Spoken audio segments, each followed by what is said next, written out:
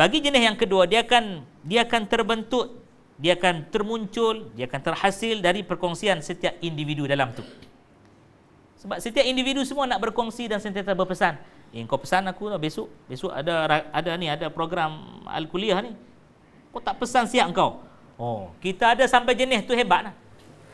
Kau tak pesan aku siap kau. Tu kan hebat. Tapi jenis kalau kau tak pesan, alhamdulillah. Ada jenis tu. Ada. Kita nak jenis yang kedua tu. Dia merasakan bahawa dia apa saja tu dia nak berkongsi dengan saudara mukmin dia, saudara muslim dia, saudara yang akidahnya sama, yang syariahnya sama, yang disuruh berakhlak dengan akhlak yang sama daripada baginda Nabi besar kita Muhammad sallallahu alaihi wa ala alihi wasallam. Baik.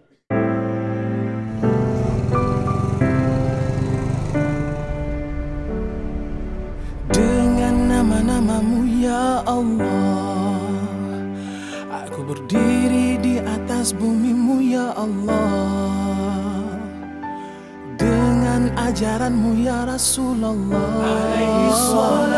Aku berjalan di atas bumimu ya Allah, hanya dengan cintamu ku kembali. Maka jenis yang kedua ini, bila watawasau bis sabr, maka kita akan lihat institusi masyarakat akan begitu kukuh dalam desa Melur ini. Kita ada banyak sistem organisasi, ada breakdown dia. Sini surau siapa pengurusi? Prof Wan kita. Desa Melur ini sendiri ada pengurusi persatuan penduduk dia. Jawatan kuasanya datang. Lepas tu dia ada pula kaum ibu dia, persatuan jemaah muslimat dia. Ada juga yang jenis petang-petang sambil belacan. Ada kan? Ada. Semua datang. Dia macam-macam jenis. Anak-anak pun ada juga. Jenis main guli, batu selambut. Ustaz, tak ada ustaz zaman tu, zaman Nabi Nuh tu. Zaman moden tak ada. Baik, hadirin rahimakumullah, kita pergi terus yang kedua. Apabila dia selalu pesan-pesan ni masyarakat, dia merasakan dia ini merupakan satu bata yang kalau dia tak duduk di dinding itu, nampaklah lompong dia. Nampak lompong dia. Dia ibarat skru. Yang ada dekat mana tak kisah, ada dekat lampu tu ke, dekat kipas tu ke, dekat mana-mana tu, dekat engsel tu ke. Skru tu tak ada. Dia nak pergi jadi skru tu. Maka jika ada begini pesanan yang kedua, dia akan jadikan, lagi sekali saya ulang, sistem kemasyarakatannya menjadi semakin mantap dan hebat. Hadirin rahimakumullah. Maka samalah seperti yang disebut oleh Nabi sallallahu alaihi wa ala alihi wasallam. Nabi kata, al-mu'min, satu orang mukmin, lil mu'min, dengan mukmin yang kedua, kal bunyan, seperti bangunan. Dua tuan-puan, jangan bagi cikgu seorang yang menyampuk. Tapi cikgu kalau dia orang tak menyampuk, ayah anda cikgu menyampuk. Kan. Nanti kita jadi hambar. Tak mahu begitu. Kata Nabi, yashuddu ba'duhu ba'da. Dua-dua ni dia mengukuhkan satu sama lain. Mengukuh satu sama lain. Hadirin rahimakumullah. Maka daripada hadis ini, orang Melayu yang budiman.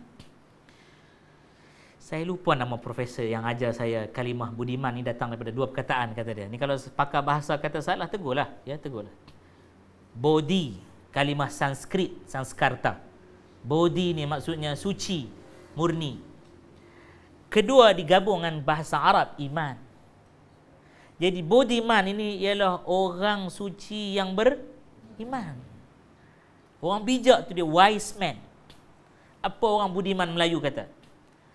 Dia kata, bersatu teguh, bercerai bagus. Ada setengah tempat saya tanya bercerai, kahwin lain. Dia kata. Hebat, dia ubah, memang fail lah bahasa Melayu. Bersatu teguh, bercerai, kahwin lain lah ustaz. Tunggu bapak lagi. Dia kata. Allahu Akbar. Baik. Dia ibarat lidi, kata dia. Ya, bila diikat, dia kukuh, boleh menyapu. Tapi kalau satu takat boleh buat cungkir gigi je lah. Ya, dia pun cucuk sate. Tu je lah. Tapi jika dia dihimpun, dia tidak akan bercerai-berai, dia boleh banyak manfaat. Dan ini semua datang daripada Quran, suratul Saf. Apa kata Allah? Ba'da a'udzu billahi minasyaitonir rajim. Bismillahirrahmanirrahim. Inna Allaha yuhibbul ladzina yuqatiluna fi sabilihi saffa. Allah Ta'ala dia suka. Dia sangat suka orang yang berjuang, yang berjihad di jalannya. Saf, duduk ibarat saf. Ka'annahum bunyanum marsus. Mereka itu ibarat bangunan yang berdiri teguh, tersusun elok. Tapi ayat di awalnya tu ayat yang cantik. Saya sengaja ambil yang belakang dulu. Ayat yang kedua. Kata Allah, ya ayyuhallazina amanu. Hei orang-orang yang telah beriman. Dengar hei tu kan, yang duduk nak faham tak faham tu, ha? Hei.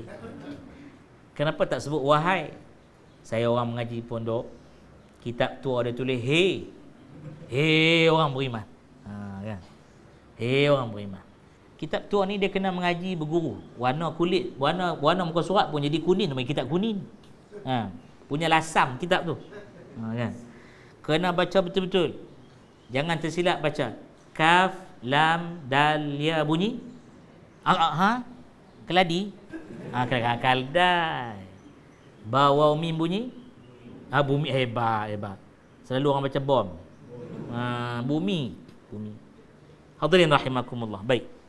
Ayat yang kedua, wahai orang-orang yang telah beriman. Ya ayyuhalladzina amanu lima taquluna ma la taf'alun. Ni saya baca ayat ni saya untuk diri saya. Saya tuju untuk diri saya. Lainnya ayah bonda adik kakak hadirin hadirat rahimakumullah dari surah At-Taqwa, Desa Melur serendah ini. Tolong ingat ayat ni untuk kita. Pesanan untuk kita. Pesan ni sabar. Lima taquluna ma la taf'alun. Kenapa kamu bercakap benda yang kamu tak buat? Cakap tara serupa, bikin tara serupa. Cakap sama je pun. Allahu Akbar. Kenapa Allah tanya tu? Jadi dia punya ada atau intonasi dia kena tinggi sikit. Ya ayyuhalladzina amanu lima taquluna ma la taf'alun. Tanya. Allah jawab. Kabura maqtan 'indallahi an taqulu ma la taf'alun. Allah takut. Ayat yang ketiga tu kita takut. Kabura maqtan. Dah betapa besarnya murka Allah.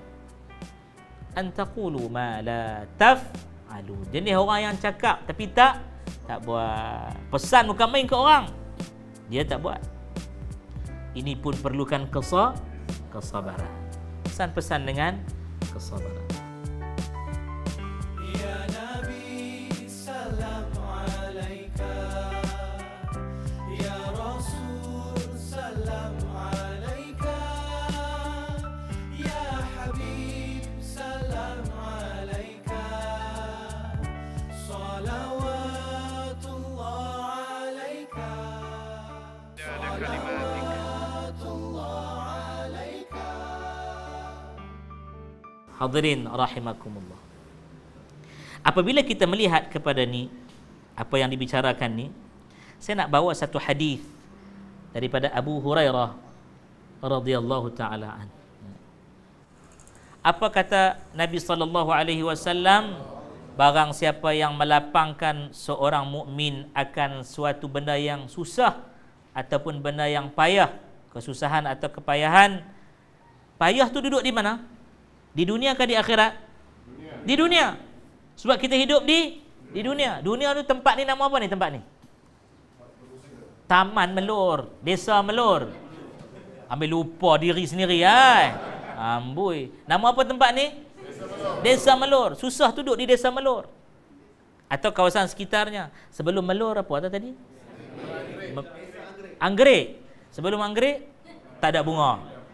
Dia mula dengan anggrek dulu. Lepas anggrek Melur, lepas ni apa? Tak ada dua bunga tu saja. Okey, tak apa.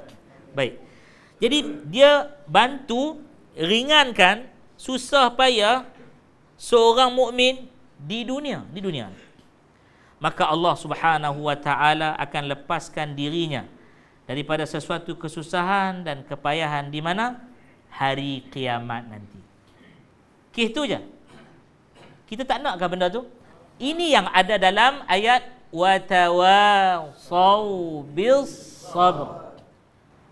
Kita cakap senang tolong orang kan.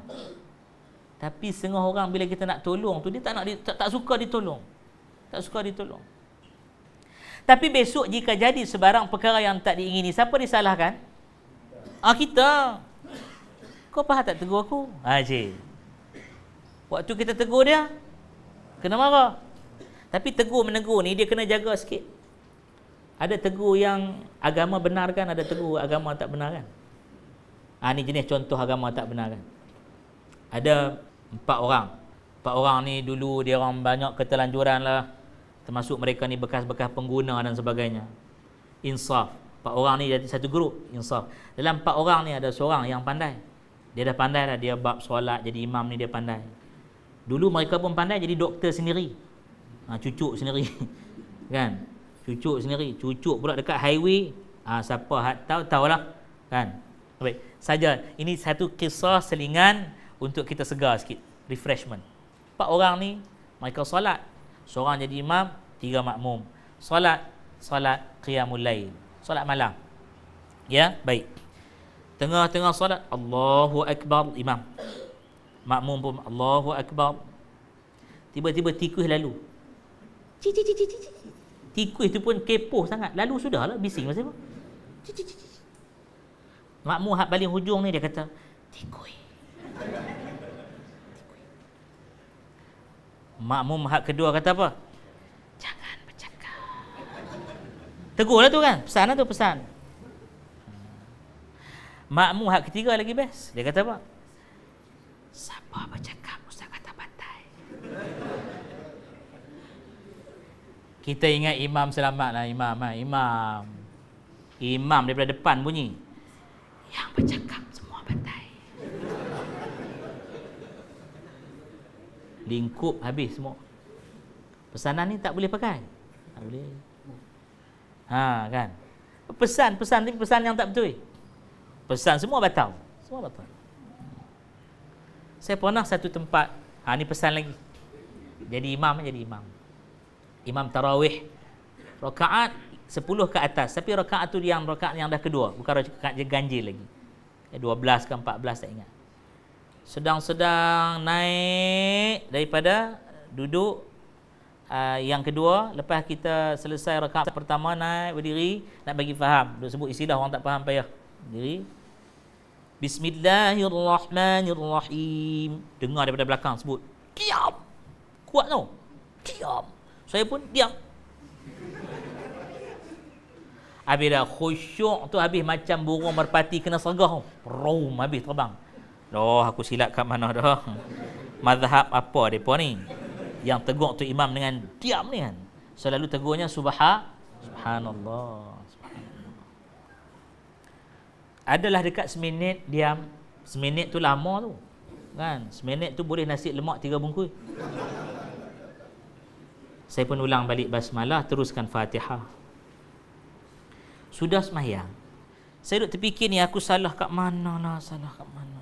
Ya Allah, tak jumpa salah. Khusyuk tu jahanam habis dah rakaat tu. Datang satu orang pakcik dengan dia punya misai melengkar, tapi warna putih dah, lengkaran tu putih dah. Ustaz, kata dia, kan, Ustaz, boleh acik tumpang duduk? Saya kata, saya hanya tetamu. Tuan rumah sangat layak. Apa dia nak buat dengan tetamu? Dah duduklah. Saya kata duduk. Ustaz, tanya sikit boleh? Boleh. Kenapa Ustaz diam je? Saya kata saya duk terfikir sampai sekarang, apa salah saya sehingga ada orang menengking tegurnya, diam. Acik siapa yang tengking tadi? Dia gelak. Ki. Acik lu, kata dia. Kalau budak-budak saya buat macam caluk dah. Saya kata kenapa? Saya salah apa Pak Cik? Ustaz tak ada salahnya. Acik bukan tegur Ustaz. Habis Acik tegur siapa? Acik tegur budak-budak yang berlari kat belakang. Acik tak solat ke? Dia kata acik macam polis dekat Masjidil Haram tu juga. Jawapan memang A+. Ustaz pernah pergi tak Mekah? Tak pernah. Polis tu dia solat lepas tu lah. Sebenarnya Ustaz, acik dah solat. Kami ada jawatan kuasa keselamatan. Dahsyat masjid ni. Tengok senarai jawatan kuasa tak ada. Keselamatan ada satu. Breakdown ada satu keselamatan. Tugas kami dalam Ramadan, khusus untuk Ramadan, kami ada 2 jawatan kuasa. Acik pengurusi, padan dengan misai berselang mengurusi. Bahagi 2. 10 pertama tadi acik punya assistant. 10 kedua acik malam ni. Malam semalam acik dulu dia nombor 2. Budak-budak ni lari-lari Ustaz. Lari kan belaga pintu, belaga sebagainya. Acik nak suruh duduk diam. Acik kata, diam. Tak boleh tahan. Tu keluar Ustaz, diam. Dengar Ustaz diam. Saya kata, Acik tegur tu bagus dah Acik. Bagus dah Acik. Tapi kan kadang-kadang tegur kita jadi fitnah. Fitnah. Orang akan ingat Islam macam ni. Nabi dulu ajar macam ni. Tegur dengan kesabaran. Nabi ajar macam ni kan tegur.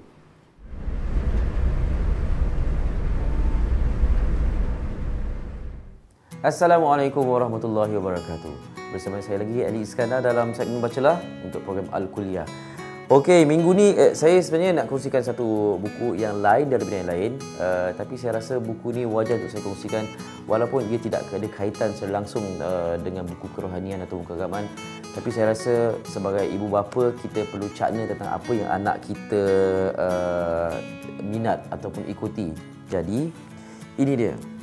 Ini bukan buku lah, sebenarnya ialah komik. Komik ini berjudul Bobo Boy Sfera Kuasa, dan buku komik ini termasuk konsep seni adalah adaptasi dari filem Bobo Boy The Movie. Yang saya nak syorkan kepada ibu bapa ialah kerana kalau kita faham apa yang anak kita ikuti dan kita tahu cerita yang mereka minat, kita boleh wujudkan perbincangan yang sihat dengan mereka.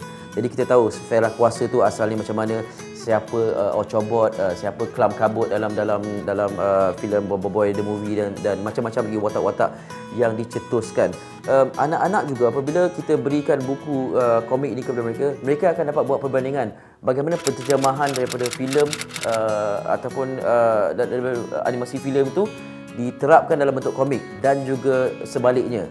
Dan satu lagi yang boleh mencetuskan minat untuk anak-anak, terutamanya dalam apa saja bidang yang mereka mahu ceburi, ialah bagaimana sesuatu idea itu terhasil dan bagaimana daripada tiada apa-apa menjadi satu yang sangat-sangat hebat. Jadi bayangkan, Bobo Boy ini bukan perbincangan sekadar duduk di meja makan, kita buat filem animasi, kita buat siri animasi saja.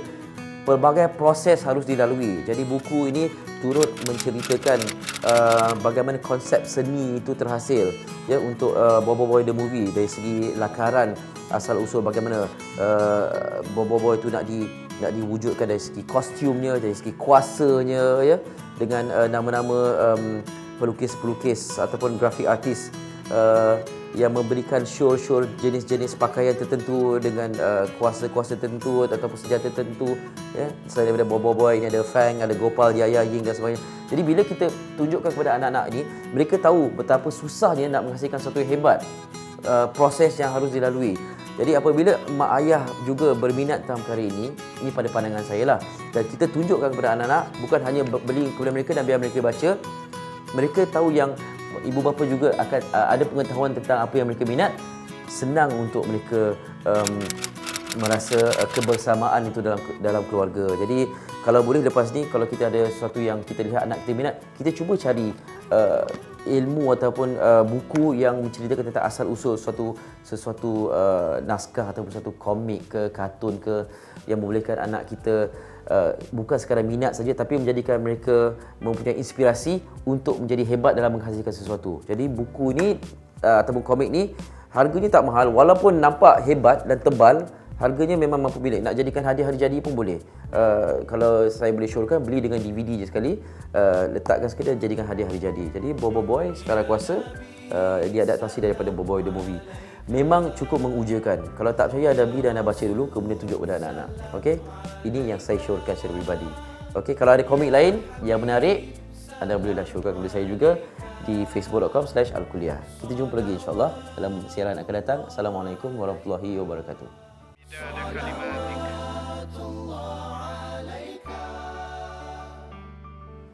Acik minta maaf cik, saya pangkat anak dengan acik. Tapi izinkan saya tegur sikit saja. Boleh Ustaz? Boleh Ustaz. Sila Ustaz. Tapi acik jangan cakap diam lagi sekali. Okey, dia kata okey. Saya tak pandai, saya kata, tapi saya cerita mafhum sudahlah sirah kan. Pernah ketika Nabi sedang solat, dua cucu dia, iaitu Al-Hasan dengan Al-Husain radhiyallahu taala anhuma, syababai ahlul jannah, dua orang pemuda ahli syurga. Kan prof kan? Betul kan? Mereka itu pemuda ahli syurga. Penghulu pemuda ahli syurga. Bagus cikgu. Waktu mereka kecil-kecil macam budak-budak ni juga. Tapi lagi dahsyat, mereka bukan lari-lari kat belakang. Mereka datang depan ni, panjat nenda mereka yang mulia baginda Muhammad sallallahu alaihi wasallam. Dia buat kuda. Dia pegang abayah Nabi kan, jubah luar Nabi tu ya. Dia pegang dengan geridaknya apa, buat kuda. Sayyidina Husain duduk kat batang tengkok ni, Sayyidina Hasan duduk kat pundak atas sikit lah, kepala bau. Orang utara panggil kepala bau. Bau pun ada kepala. Kalau kita lah anak-anak buat macam tu, saya yakin melekat kat chandelier. Kata orang ni 9 melokek kan. Tapi Nabi ni, ya Allah, dia sujud. Kan riwayat ni kan Prof. Kena rujuk dengan Prof. Tak bangun-bangun. Tak bangun. Sampai selesai, sahabat tanya, apa berlaku ya Rasulullah kan? Apa hal? Tanya macam-macam, Nabi sakit ke apa, nak musuh datanglah apa segala macam lah mereka tanya Rasul sallallahu alaihi wasallam. Para sahabat ridwanullah alaihim ajma'in. Nabi kata tak. Tadi dua orang cucu aku naik buat aku ni jadi tunggangan dia. Yang selalu naik Tok Wan dia merangkak-rangkak. Ni ada hadis sahih kan. Sahabat tengok Nabi duduk merangkak, cucu naik dua orang. Sebaik-baik yang ditunggang aku, dan sebaik-baik yang menunggang hak duduk atas ni. Panjang cerita yang tu. Baik. Acik, sebegitu teguran yang tercantik ialah acik cuba buat kreativiti sikit. Tegur ni kena kreatif juga. Tegur ni kena kreatif. Pesan-pesan pun kena kreatif. Tapi kreatif tu sabar. Habis tu Ustaz nak buat macam mana Ustaz? Saya kata acik, sebelum nak buat macam mana acik dengar. Anak yang kena tegur tadi tu, mak bapak dia alert tau. Mak bapak dia tu macam saya lah tadi, khusyuknya hilang tu kan. Anak aku lah tu ni bergetak gigi ni. Tunggulah jap lagi. Tambah mak tangan duduk macam ni. Balik kejap lagi, budak tu duduk kat tengah, ayah kat depan motor, mak kat belakang. Kompom anak tu jadi daging burger. Ayah sebelah pulas minyak kan. Sebelah lagi duduk kuti. Mak dua-dua belah. Maka akan datanglah premis ayat pertama, pergi masjid surau nak seronok kan? Nak seronok. Bila dah seronok, kena marah. Premis ayat kedua. Keputusannya sakit boleh. Baik tak payah pergi. Acik bila tak payah pergi acik, kesannya gini tau. Budak ni besok umur dia 18, 19, 20, 21, dia dah adult, dia dah dewasa. Menikah perempuan boleh anaknya. Dia balik daripada universiti ke college ke maktab ke apa ke. Bapak dia kata, abang, along, angah acik, jom pergi solat tarawih. Abah-abah, pakcik yang misal gitu-gitu ada lagi tak? Pakcik tu meninggal dah 2 hari lepas. Budak yang ditegur dengan baik ni, dia akan kata apa? Inna lillahi wa inna ilaihi raji'un. Allahumma ighfir lahu warhamhu wa'afihi wa'fu anhu. Dia doa, dia ingat pakcik tu baik, tegur, jangan lari-lari, lari lagi. Jangan lari-lari, lari lagi. Akhirnya pakcik kreatif buat apa? Pertandingan melukis kat belakang. Ada kerana idea ni ada surau buat pertandingan melukis. Saya kata buat apa aktiviti, anak-anak jinakkan dengan masjid surau. Tapi pesan tu dengan kesabaran, namanya budak. Kalau orang tua lari-lari, kita cucuk sejarum, suruh dia duduk diam. Ini budak-budak. Nah, ikat pun tak boleh. Menangis, meraung dia. Jadi acik buatlah pertandingan melukis ke, pertandingan bilang gula-gula ke, asingkan gula-gula ke, dia pun duk hangguk-hangguk. Saya dalam hati kecil saya tu, ya Allah, aku hari ni macam duk titik-titik pakcik ni, ya Allah. Ampunkan aku, ya Allah. Pakcik, kesan yang acik akan dapat jika acik tengking-tengking macam ni, yang mak-mak marah tadi, ayah-ayah rasa anak aku ni. Budak ni besok dia ajak juga datang masjid surau, dia dah dewasa juga. Kes kedua kan. Budak ni akan tanya, abah, ayah, Walid, pakcik yang macam tu, gitu-gitu tu ada lagi tak? Meninggal dah. Apa budak ni kata? Alhamdulillah, aman dunia. Aman dunia. Selamatlah budak-budak zaman sekarang. Saya duduk dekat dengan dia. Nampak mata bergenang, berkaca mata dia. Empangan air tu dia tak boleh tahan, bila dia pejam, pecah. Saya rasa sangat terkesan. Saya kata, cik maafkan saya. Tak ustaz, dia kata. Dalam umur acik veteran ni, tak ada orang berani tegur acik. Sebab apa? I was an army. Dekat rumah acik panglima, Brigadier General. Isteri, anak-anak semua LLP. Lain-lain pangkat. Tak ada pegawai. Acik kata, cepat. Hari ni ustaz boleh merendahkan ego acik. Saya kata, acik, hari ni saya rendahkan ego acik. Esok mudah-mudahan ada orang boleh rendahkan jika saya ada ego. Balik pada hadis tadi. Tolong tadi tu yang Abu Hurairah radhiyallahu anhu jawab. Tolong tu, tolong banyak. Tolong tegur. Tolong pesan. Pesan pula, tolong pesan dengan sabar. Allah. Nak dapat yang ni.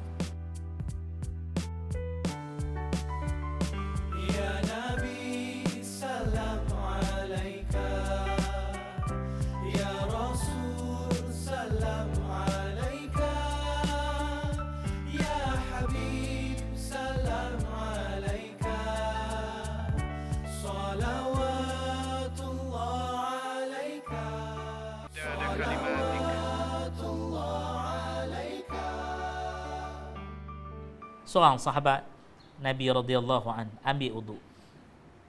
Ya. Wuduknya tak sempurna. Nak pesan dengan kesabaran. Takut nanti pesanan itu mengundang kepada kecelakaan. Orang dewasa. Aku makan garam banyak pada kau. Sebab tu kecil manis, darah tinggi, sakit jantung.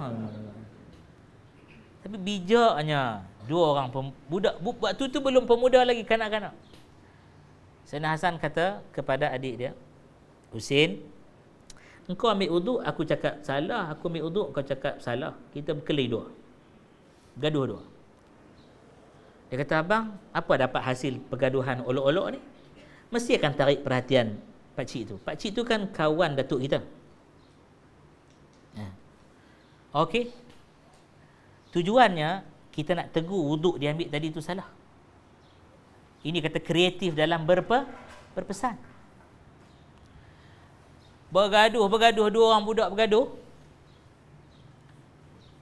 Yang melihat sahabat radhiyallahu taala anhu ardah ni lihat, dia pun datang, dia kata, jangan bergaduhlah putera-putera cucu-cucu Rasulullah ni, jangan duk berkelahi lah, duk elok-elok. Ni dia kata, abang ni saya ambil wuduk, dia cakap salah. Tak, engkau yang tegur aku salah, aku betul, aku yang betul. Bergaduh. Gini. Korang ambil wuduk, cik nak tengok. Jadi ambillah wuduk akan Al-Hasan radhiyallahu anhu. Sahabat ni tengok, betul lah, kat mana salah? Kau pula ambil Al-Husain, kau pula ambil radhiyallahu anhu. Ambil. Betul? Siapa yang salah? Dua-dua orang ni tengok acik tu tersengih. Aku yang tak betul sebenarnya. Aku yang tak betul. Sabarnya kanak-kanak ni menegur orang dewasa. Takkan kita yang dewasa tak boleh sabar berpesan dengan yang muda. Sebab tu Nabi kata, bukan daripada golongan kami orang yang tua yang tidak menyayangi, mengasihi yang muda. Bukan pula golongan kami yang muda tidak menghormati yang tua. Ingat pesan Nabi lagi. Nabi kata, sesiapa yang mengasih sayangkan makhluk di bumi, dia akan dikasih sayangkan yang ada di langit. Allah. Malaikah rahmat sayangkan kita semua. Maka kata dia lagi, barang siapa yang menutup keaiban seseorang mukmin, dia tutup aiban. Tolong tak tu? Tolong pesan sabar. Maka Allah akan tutup aibnya di akhirat nanti. Ya. Kemudian barang siapa yang meringankan penderitaan orang yang susah, Allah akan ringankan penderitaan dirinya. Tapi yang ni dapat dua, di dunia dan di akhirat. Kemudian dipesan lagi, kata Nabi sallallahu alaihi wasallam, barang siapa yang selalu tolong hambanya, siapa? Allah Subhanahu wa taala. Selagi hambanya berusaha menolong saudaranya itu, kata Nabi sallallahu alaihi wasallam, maka Allah akan tolong dia. Kat mana dia duduk selalu tolong, Allah akan tolong dia. Ada pertolongan yang pelik-pelik yang tak tersangka dengan kita. Kemudian Nabi sambung lagi, Allah akan mudahkan satu jalan bagi syurga dia, bagi orang yang berusaha menuju jalan menuntut ilmu. Dia jadi seorang yang salik di jalan nak tuntut ilmu, Allah mudah jalan ke syurga. Maka kata Nabi lagi, dan tidak berhimpun satu kelompok manusia dalam satu rumah dari rumah-rumah Allah. Ini rumah Allah, masjid, musalla, tempat orang sujud, ini rumah Allah. Mereka membaca kitabullah. Kita baca tak tadi kitabullah?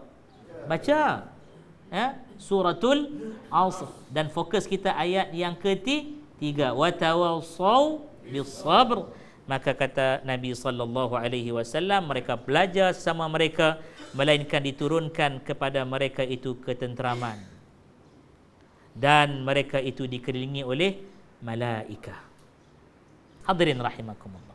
Maka kita mengambil keberkatan daripada banyaknya kelebihan dalam majlis ilmu untuk kita tangguhkan dengan doa. Boleh semua? InsyaAllah kita baca dengan penuh pengharapan. Ar-raja disebut ar-raja, pengharapan pada Allah, hope, full of hope to Allah Subhanahu wa taala. Mudah-mudahan dia kabulkan doa dalam majlis ilmu yang mulia ini, insya-Allah. Al-Fatihah. A'udzu billahi minasy syaithanir rajim. Bismillahir rahmanir rahim. Alhamdulillahi rabbil alamin. Ar-rahmanir rahim. Maliki yaumiddin. إياك نعبد وإياك نستعين اهدنا الصراط المستقيم صراط الذين أنعمت عليهم غير المغضوب عليهم ولا الضالين.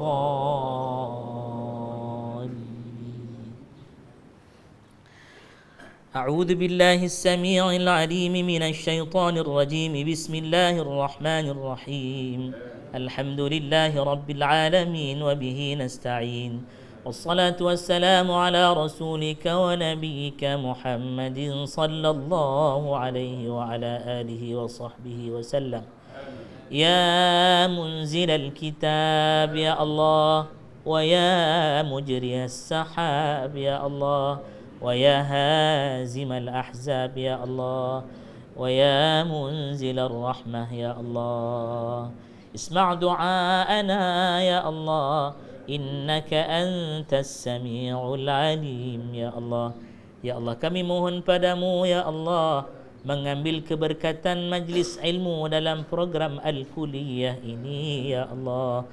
Di dalam majlis ilmu yang mana diturunkan rahmat olehmu, didaungi para malaikahmu.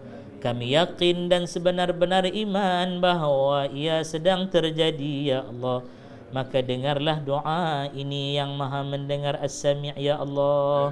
Dengarlah permintaan ini ya mujib ya Allah. Ya Allah, ampunkan kami ya Allah dalam majlis ini ya Allah. Hinggakan apabila kami keluar dari majlis ini ya Allah, tiada lagi sebarang dosa walau setimbang darah pun ya Allah. Andai kata di kalangan kami ada yang gundah gulana, gembira ceriakan hidupnya. Jika ada yang sakit, sembuhkan semua sakitnya. Jika ada yang menanggung keaiban, tutuplah aibnya ya Sattarul Uyub. Jika ada yang menanggung bebanan hutang piutang, rezekikan padanya rezeki yang halal lagi barakah, banyak melimpah ruah dan berpanjangan hingga selesai kewajibannya. Dapat pula dia berzakat, berwaqaf, berinfak, berjariah di jalan yang engkau ridai. Ya Allah, andai dia punya sebarang hajat dan permintaan padamu ya Allah, kabulkan permintaannya. Ya Allah, ya Rahman, ya Rahim, ampunkan seorang wanita yang pernah kami tumpangi rahimnya 9 bulan 10 hari lamanya. Wanita itu telah melahirkan kami hingga koyak isinya ya Allah, luka kulitnya ya Allah, tumpah darahnya ya Allah, bercucuran air matanya menahan sakit dan derita. Itulah ibu kami ya Allah. Demi Al-Quran yang kami baca tadi, keberkatannya ampunkan ibu itu ya Allah.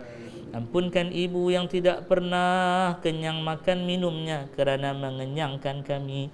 Ampunkan ibu yang tidak pernah lena tidurnya kerana menyenyakkan tiduran kami. Ampunkan ibu yang tak nak berkisah langsung dengan sihat sakitnya kerana menjaga kebajikan kami. Ampunkan ibu mulia sungguh dirinya, sudi membasuh mencuci kotoran dan najis kami ya Allah. Tidak pernah pula dia mengungkit dan bersungut ya Allah. Ampunkan ibu yang tangan lembutnya selalu mengusap rambut dan juga wajah kami. Hari ini wajahnya nampak urat-urat tua memamah dirinya ya Allah. Ya Allah, ampunkan pula seorang lelaki yang dibintikan nama kami dengan namanya. Itulah ayah kami ya Allah. Manusia yang mengajarkan kami asyhadu an la ilaha illallah, asyhadu anna Muhammadar Rasulullah. Dengannya kami kenal ketegasan di dunia ini. Kami kenal peraturan dan manhaj hidup ini ya Allah. Kami kenal Engkau Tuhan kami. Kami kenal Nabi-Mu, utusan-Mu ya Allah. Kami kenal bahawa akidah yang sebenarnya mesti dipegang hingga akhir hayat kami ya Allah. Ya Allah, ampunkan ayah yang kami selalu tidak memahami dirinya. Ampunkan ayah yang air matanya hanya untuk-Mu, resah gelisahnya diceritakan hanya padamu, rahsianya hanya Engkau yang tahu. Ampunkan ayah yang bertanya khabar melalui lisannya ibu, yang menghulurkan wang saku melalui lembutnya tangan ibu, yang selalu memandang kami, ketawa kecil tersenyum lebar dari jauh, tetapi apabila didekati wajahnya tegas mendidik kami. Hingga hari ini apabila kami jadi ayah ibu, kami baru mengenali itu ayah sebenarnya ya Allah. Ya Allah, andai kata mereka berdua masih ada, Engkau sihatkan mereka, panjangkan umur mereka dalam kebajikan dan kewarasan ya Allah. Tambahkan padanya ketabahan dan keimanan, ketakwaan ya Arhamar Rahimin. Andai kata engkau ingin ambil dia mereka berdua dari kami, jangan engkau sakiti mereka ya Allah. Jangan sakarat itu membebankan mereka ya Allah. Seperti mereka selalu mendodoi kami ya Allah, lembutkanlah urusan itu ya Allah. Andai mereka telah pergi bertemu denganmu, lapangkan kuburan mereka, pindahkan mereka dari kegelapan liang lahat ke dalam syurgamu yang luasnya tidak terperi.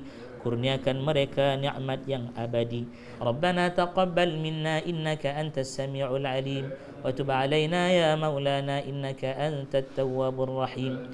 وصلى الله على نبينا محمد وعلى آله وصحبه أجمعين. ربنا تقبل منا إنك أنت السميع العليم وتب علينا يا مولانا إنك أنت التواب الرحيم. وصلى الله على محمد وعلى آله وأصحابه أجمعين والحمد لله رب العالمين. وبالله التوفيق والهداية والسلام عليكم ورحمة الله وبركاته.